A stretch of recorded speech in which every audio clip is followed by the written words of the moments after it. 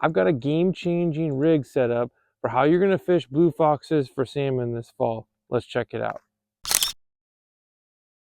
Now I gotta give credit to this rigging by my good buddy Matt Redding. I'll give you the scenario why I think this is such a game changer. We were fishing a run that's about 5 feet deep with, a little bit faster than walking speed water. Now we were fishing spinners and seeing fish rolling, but no one was hooking them. I even sent down an underwater camera with the spinner attached behind, trying to cast and see what was going on. The results are what you're seeing here on the screen. The coho were pinned to the bottom, and you could see the pinks around on the backside as well. But the difference was the coho were hugging the bottom. So our spinners, fishing blue foxes, were over the top of them. They weren't sinking fast enough to be in the strike zone. Now bring in what I saw Matt do.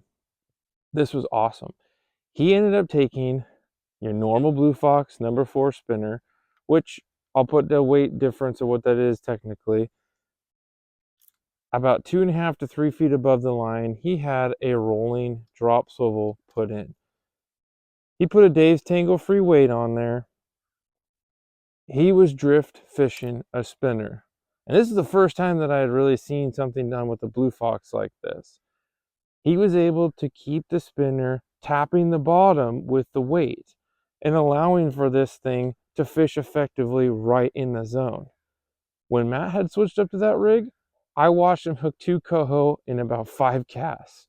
I was then convinced not only how well and effective this rig is for those that fish a blue fox, but what it told me too is it's an effective way to fish a lighter body spinner like this in different scenarios without having to alter the spinner itself. Now, a year ago, I did a video where I destroyed a Bluefox spinner and built it back, I think, better, with a little bit more weight inside of it and made different scenario options playable with the same spinner. You don't have to go that extreme. It does work, don't get me wrong, and I have done that to older ones with success.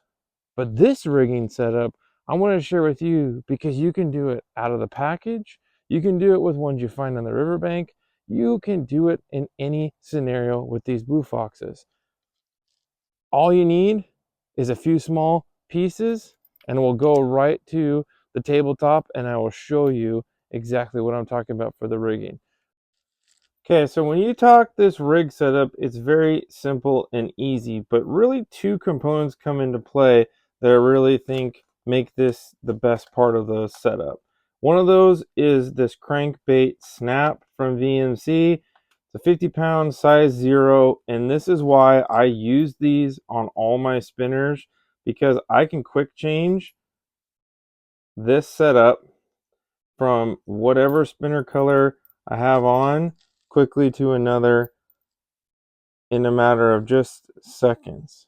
Okay, this is so key to changing your sizes, your colors, and conditions to the run that you're fishing. And I really think this is a difference maker to not having to tie a lot on the water, and you can pre-rig these up and help you get set up. So that's the first step, is having that snap. You obviously have your Bluefox of choice. Then I'm running, like I said, 2 to 3 foot a leader. We're running 2 to 3 feet a leader in a size 7 rolling drop swivel. You can see right there, so this has an interlock snap, which right there allows for a quick change of the weight size or the weight type. I mean, those guys that like to fish stickleads and driffish for salmon and steelhead, this is a perfect setup to use that with.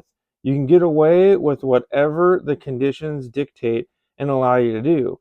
But adding weight like this allows this to bounce through your conditions and fish that Bluefox right in the coho's face.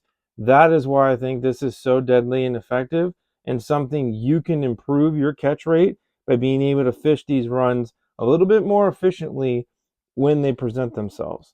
Doesn't work on every run, don't get me wrong, but when it's a little bit faster than walking speed and those fish are pinned to the ground, I think this is a perfect way to get after them.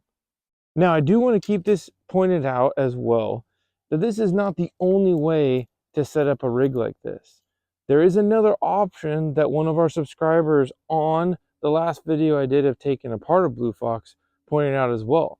You could put an inline float weight as well above and fish that. And I think it would be very effective as well, getting the same principles across. But here's what I wanted to highlight and why this rolling drop swivel in this situation works better. I have the ability to detach the swivel and be able to change the weight without reclipping the line, without doing anything else.